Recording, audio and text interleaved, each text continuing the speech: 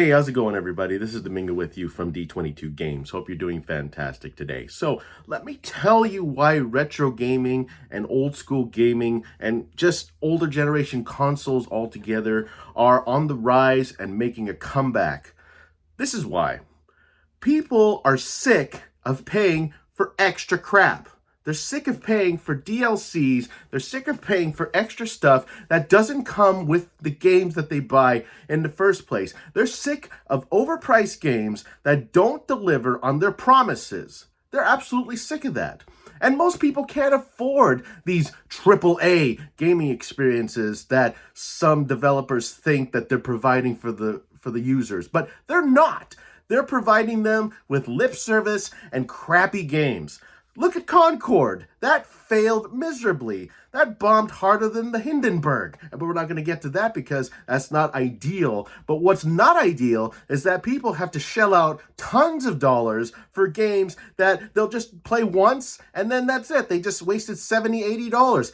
$80 for a game that's not even finished and that you have to buy other things for, you're pretty much spending like $120 depending on the DLC alone. And extra stuff, microtransactions, that is truly what killed gaming in the first place. You don't get all of the game anymore. Whatever happened to the times when you played a game and that you unlocked things through playing the game? That just doesn't happen anymore. You can't just get a game and expect it to be full because the vanilla games don't have everything.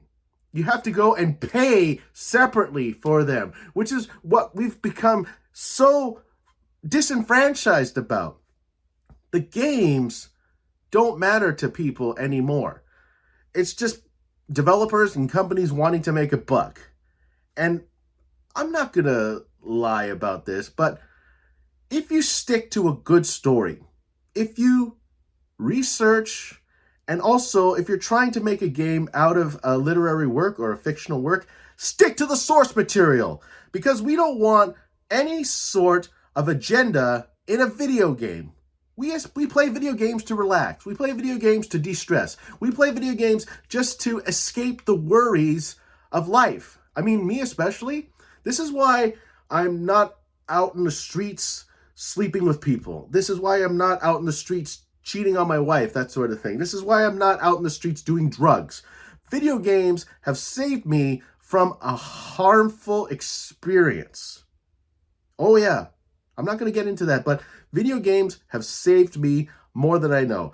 It's given me an escape. It's given me a release from stress. It's also helped me to not do stupid crap. So video games have done a lot for me in regards to just my motor skills, my well-being, and also my social skills. It's allowed me to socialize with a lot of people. So in a sense, video games has helped me out with a lot of things. But just today's games, today's consoles, today's things, they're expensive. Like, have you seen the PS5 Pro? It doesn't even have a disc drive, and people are expected to pay $700 for it? What is this? This is not cool. Who has $700 in their pocket? Oh, wait a minute. Rich people do. But there's not a lot of rich people here unless you're a freaking rapper, a billionaire, a mogul, or somebody that sold their car just to get one of those. And no, that's not cool. That's not cool. And if you save your money really well and you buy one, great. Because you worked hard for it and you save money for it, awesome. But what about people that just want to stick with what they know? I have a Switch, an Xbox One S, and a PS3. No newer consoles. And I also play alongside with my children, my wife's old Nintendo and Nintendo Wii. So we have 5 consoles in our house, all later generations, older consoles. And we stick with that. No DLCs, just buy the game and that's it. We have Super Mario Brothers Wii that we're playing with my kids, and they love it. We just beat it, and we're on the 9th world, but it's a fun experience, and that is what my kids will remember. But, and this is a big but, I hope that they don't get caught up being disenfranchised by video games, because I just want them to remember the good times. And kids, if you're watching this, don't be disenfranchised. What I mean to say is, don't spend more on games than the actual games. If you buy the game, just get that. Don't get any other DLCs or crap like that, because it'll cost you a lot of money. And if you think that this is what people want, no, it's not. I've come to warn you.